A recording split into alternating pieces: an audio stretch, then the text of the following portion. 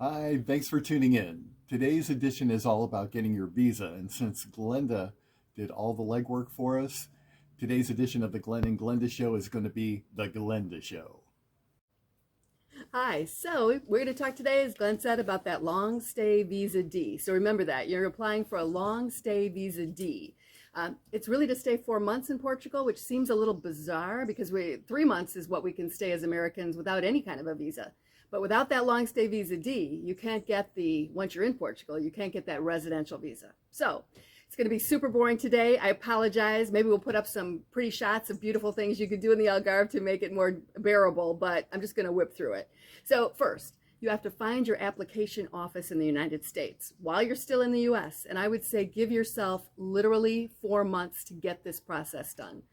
Send the application to them.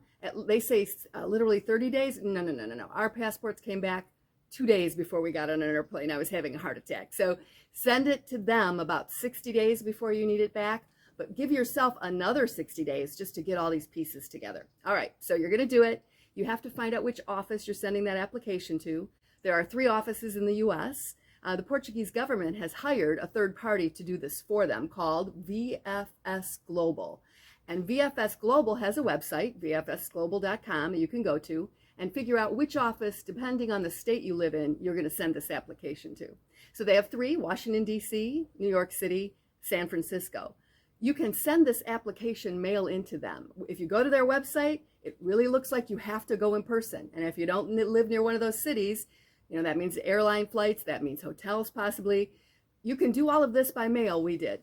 So once you figure out, we will put the list of which cities or which states go with those 3 cities. We'll put that in the content below. So be sure to get your right city. Once you have your city, you have to email them. Your first step, email them, and the email address is Portugal Postal USA at vfsglobal.com. So email them, in the subject line say, labels for my Visa D long stay. Put in the body copy your name, your address, your date of birth, your telephone number, and then just reiterate long stay Visa D. They will then send you an invoice, of course, and tell you how to pay it. Once you pay that, I think it was around $35, $40. They will then send you those labels to print out for basically Federal Express. Ours is Federal Express barcoded labels. Once you have those, now you're ready to compile the 9 things that need to go inside that envelope you sent to them. Ready? So first thing, the application. You go to the website, there will be a click through to the consulate website, and you can print out the 3-page application. It's very self-explanatory, easy to do, but there are a couple of tricky things. Number 1, I think it was point number 27, is they ask you to check the number of entries. Doesn't say it, but you must check 2 entries. Remember that, 2 entries. Because anytime you get any of this wrong, they keep your money and they send you back everything to start again. So check off 2 entries. So you can come and go on this. Can't understand why in 4 months you'd need to, but in order to get the long stay Visa D, check that 2 entries in box number 27. The other thing you must have is proof of you have rented a place for the 4 months while you're here. They want to know you have a place to stay. We did that through a company called Lagos Long Lets. You can do it through Airbnb. You can book a hotel if you want to, but you need to show that you have residence here, and you need to put that address of that residence in the application form. All right, so that first piece was your application form. Got it? And put it in the envelope. Number 2, your passport. This is scary. Yes, you are sending them your passports, the real thing. They will send it back to you with these labels, but you have no choice. You have to send them your passport. Third thing, you need 2 passport photos. As flies are flying around my head, you need 2 passport photos, and obviously we did ours at CVS or something. You can get them anywhere, no smiling, no hats, you know the drill. Number 4, you need a valid medical travel insurance. So you've got to show them that you have medical insurance. Before you leave the States, you've got medical insurance in Portugal. And there are a few companies that do that. We found 7 Corners to be the most reasonable, so we went and got our medical insurance through 7 Corners, and you have to have proof that you have that. So number 5, you have to show, first of all, you have to have 2 criminal records checks. Number 1 is the one that they do in Portugal. So on the website, there's a form that you can print out. It's in Portuguese. You can translate it. Very simple. It's like a paragraph. You put your name in, etc. information. That just gives them permission to check that you don't have a criminal record in Portugal.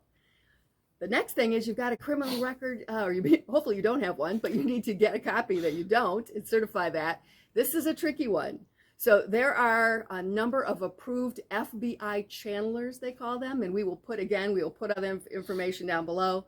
You need to find one of those channelers, reach out to them. They have websites, contact numbers, and you need to go through them. They will tell you where to go in your market locally to get your fingerprints done, get your FBI check, and then it has to come back, and this is super important because this is what caught us the first time, and they kept our money once, was you have to have that with an apostille, which I look at as a basically super duper notary, but you have to have an apostille.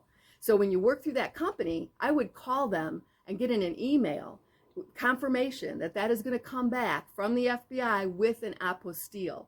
If not, if it comes back without one, which ours did, you have to go to a third party. You can get it online, but it's really expensive, and get an apostille attached to that so that's absolute proof you don't have a criminal record in the United States. If you do, don't come to Portugal. Next thing is number 7, are we up to, is that proof of accommodation. You have to have whatever you rent for 4 months. You've got to have that proof. Number 8, you have to have, what am I up to here? The proof of subsistence. Okay, so you have to prove that you can support yourself. So whether that be your Social Security, you can go online and get that, or how you're getting your income to pay for your stay here. The good news is you only have to show up to 1,070, at least in 2022, 1,070 euros income per month, which most people's Social Security would cover that. It's not much, but you have to show you at least have that much in order to come here. Those are the 9 things that go in the envelope. You put that in, you send it off to one of those 3 offices, and then the waiting game starts for them to send it back. So again, all of this needs to happen before you come to Portugal. And you put your U.S. address in there on those labels so that they can send it back to you, so that eventually, to your relief, before you get on the plane, comes this lovely little visa inside your passport. And we will cover in our next episode, once you get to Portugal, what you do here in order to live like this and stay with your residential visa. Thanks for watching. Watch us, subscribe. Thanks a lot. I thought it was a one-take wonder, but I forgot a really important thing. Once you get all of that stuff ready for your envelope, you've got your checklist from us, you got everything in there, you have to take everything to a notary in your state, and I would go have them notarize every possible thing they can in there. Whether it's your initials, your signature, really get a notary on every page. Hi, thanks for